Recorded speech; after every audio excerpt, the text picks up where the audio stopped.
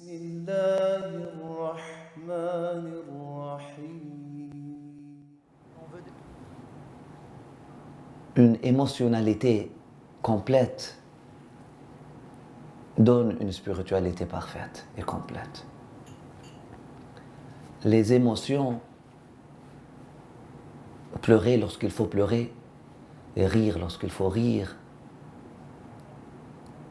ne sont pas un manque, au contraire. Ils font partie du kamal, ils font partie de la beauté d'un homme de Dieu ou d'une femme de Dieu.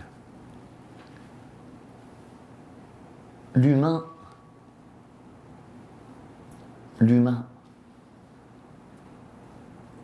d'ailleurs, est la chose la plus importante ou l'aspect le plus important dans la vie d'un homme de Dieu. Et si tu côtoies un homme de Dieu et tu ne vois pas et tu n'arrives pas à aimer l'humain en lui, tu n'as rien connu de lui. Parfois, les gens, lorsqu'ils côtoient des hommes de Dieu ou lorsqu'ils parlent des hommes de Dieu, comme Jésus, comme Moïse, etc., ils parlent d'eux comme des êtres extraordinaires. Seulement. Et ça devient juste un mythe, et ça devient juste un pouvoir ou une puissance divine.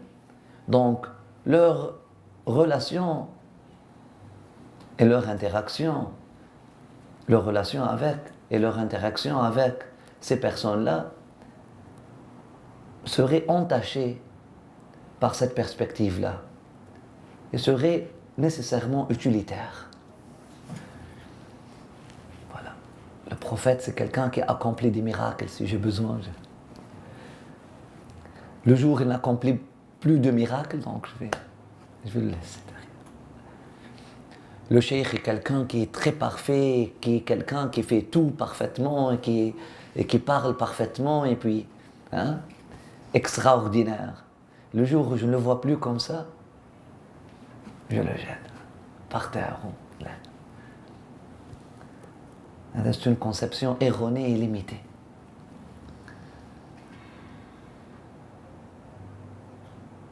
Le maillon le plus sûr, le prophète sallallahu alayhi wa sallam dit, pour garder sa foi, al-hubbu fillah, c'est l'amour en Dieu.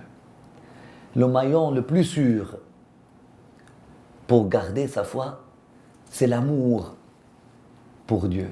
Et qu'est-ce qu'on aime pour Dieu? L'humain. L'humain. Les larmes, les sourires. L'humain. Une relation humaine saine. C'est ça l'amitié. Et c'est ça la fraternité. Il faut avoir des relations humaines saines. Et si Allah subhanahu wa ta'ala te met à côté de quelqu'un qui se réclame du divin, assure-toi d'avoir une relation humaine saine avec lui. Subhanallah, on voit que les compagnons qui ont bénéficié le plus du prophète sallallahu alayhi wa sallam, les femmes comme les hommes, étaient des gens qui l'ont côtoyé dans sa dimension humaine. Ses épouses, celui qui a dormi dans son lit, celui qui l'a accompagné dans son voyage du désert, celui qui l'a servi, celui qui préparait sa nourriture, celui qui le réveillait chaque matin, celle qui était là pour soigner ses plaies, alayhi salatu wassalam, celui qui a dû enlever ses 2 dents afin de sauver la vie du prophète sallallahu alayhi wa sallam, etc.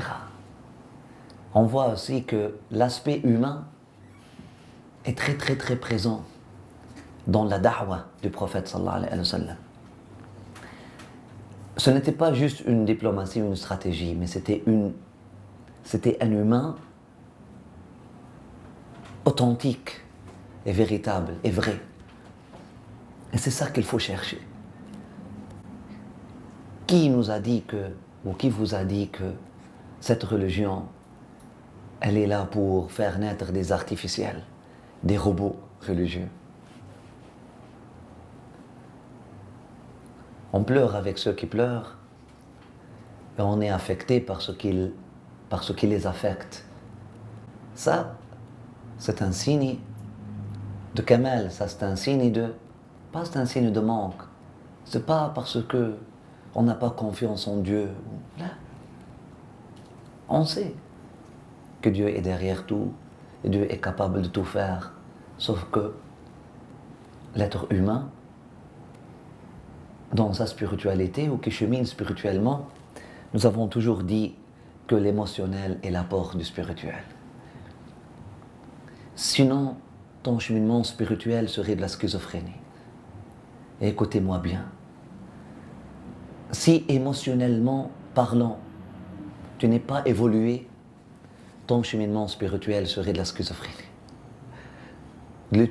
L'utilitarisme serait de l'orgueil, serait un cheminement vers soi,